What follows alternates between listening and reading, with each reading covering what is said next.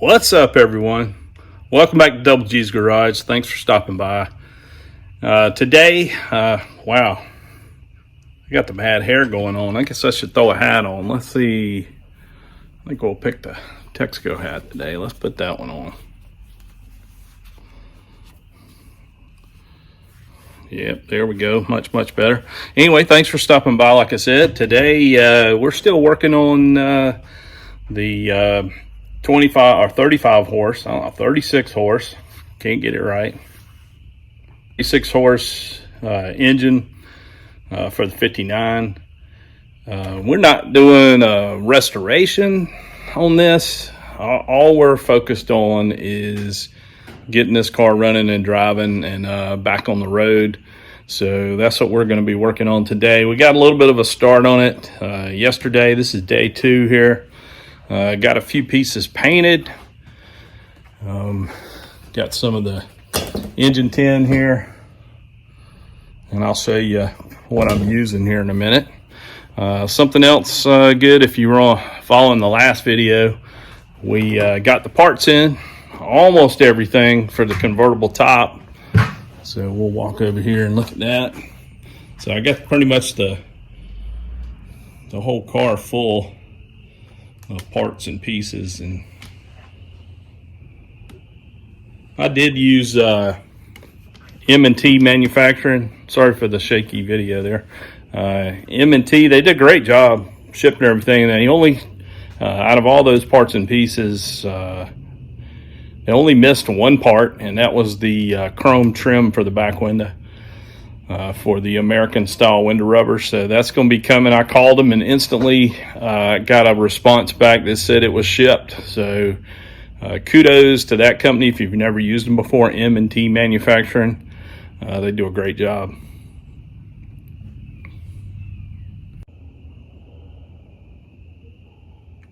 If you hadn't seen this before, in one of my previous videos, I use a Harbor Freight motorcycle jack to install and remove my VW engines, because it's set up perfectly for it, and then it makes a good little workbench when you're building it. You know, it's got several different levels. It's got a nice solid lock on it. It's got a wide stance, so it holds it real secure, and it's got these great rubber pads, and it's the perfect width for a Beetle engine. So it's just something I've been using for a while. It makes installation and removal so much easier. So just something to think about. Not very expensive, and it works great. And not to mention, it doubles as a motorcycle jack. I think this is the Pittsburgh.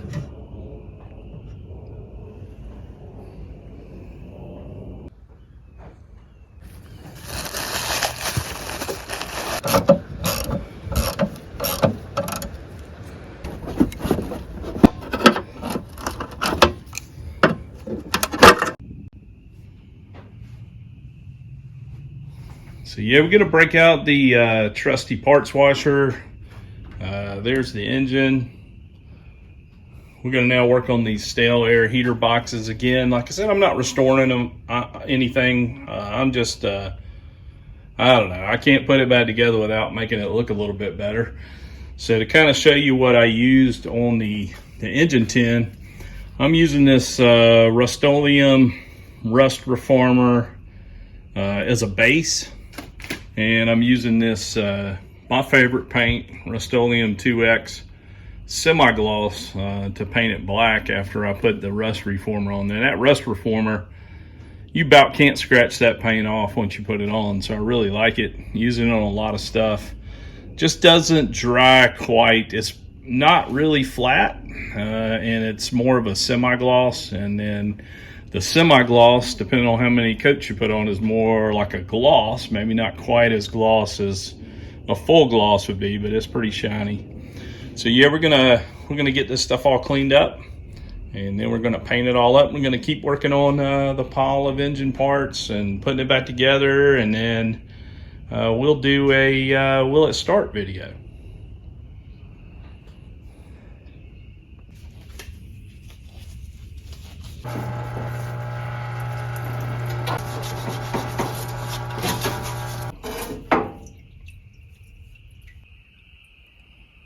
And just to let everybody know, we don't use any of that wimpy old biodegradable parts washing solvent. We use the 100 proof good old Varsol in here, so it does a great job cleaning.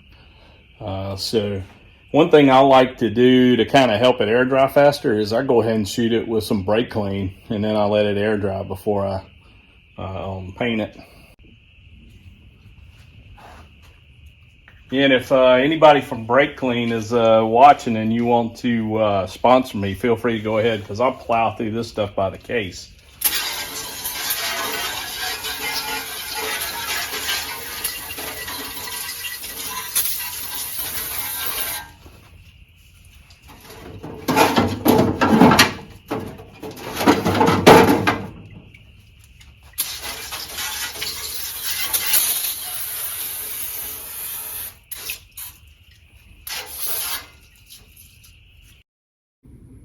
Here's a cool piece that I picked up for my 36 horse engine.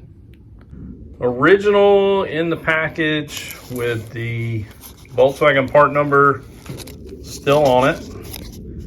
Oil strainer. That's going on there.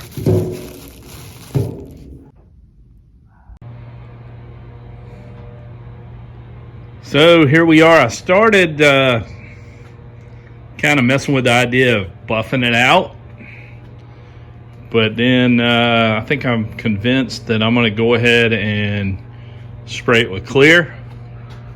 So that'll be coming up as soon as the weather stays warm. I got all the mounts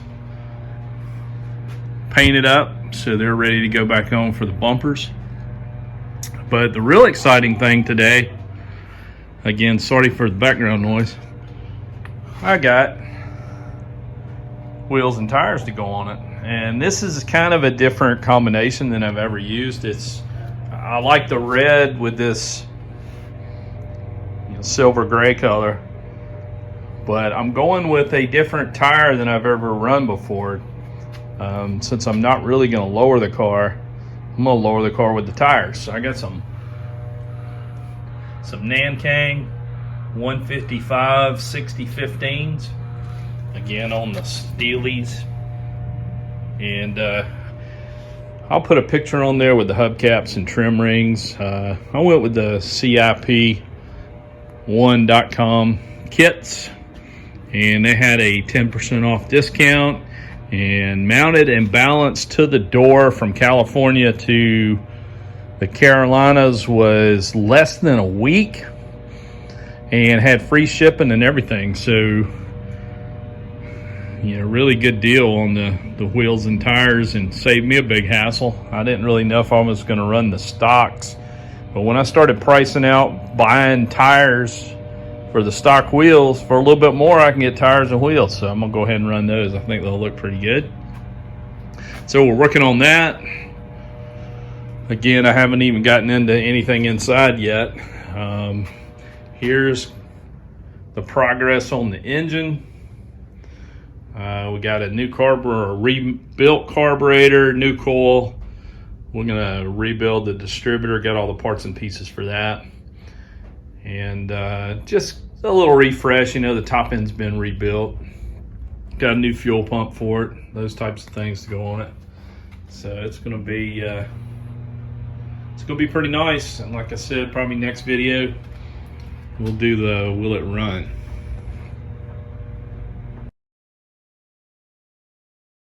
Here's my 6-volt battery that I picked up. Tried to get one the right size for the car, so I will be running 6-volt on everything. So that'll be kind of neat to get all that going. Sorry about the background noise. You know how it is every time you try to film.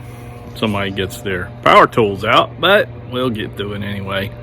So just gonna go ahead and try to finish up this video. We're kind of getting to a stopping point, waiting on some parts. So I'm gonna give you a little quick tour of what's going on. You see me building the engine through most of this video. Still waiting on a few more parts. Gonna go ahead and put a new or rebuilt generator on there, and I had to wait for the oil pressure switch to come in. But other than that, probably next video gonna have a will it run, so that'll be kind of exciting. So yeah, I guess with the background noise we got going on, and you know, at a kind of a stopping point right now waiting on parts, I guess I'm going to go ahead and end this video where we're at. I know there wasn't much talking in this video. It was just a lot of me working on the engine, but figured I'd go ahead and end it here. But appreciate everybody stopping by. Again, the channel keeps growing. I've reached out to some other VW clubs, and they're watching the videos, so you know, stay tuned. We got some other good things coming with the 59. You know, we've still got the top install to do on the 69, but on the 59 I've got a wood slat roof rack I'm going to build and put together for that. Then we got the wheels and tires to put on. Of course, we got the will it run engine video coming up. We're going to spray the whole car with clear. We got to clean the inside out and put some cool accessories on there. I think it's just going to be a really cool car when we get it back together. So if you haven't subscribed, go ahead and hit that like button, hit that subscribe button, stop by and see us again. The weather's starting to warm up, so it shouldn't be too long till we're back out on the road with our VWs, you know, hitting some events, having some fun. So again, thanks for stopping by. It's a great community. Appreciate everybody. We'll see you next time.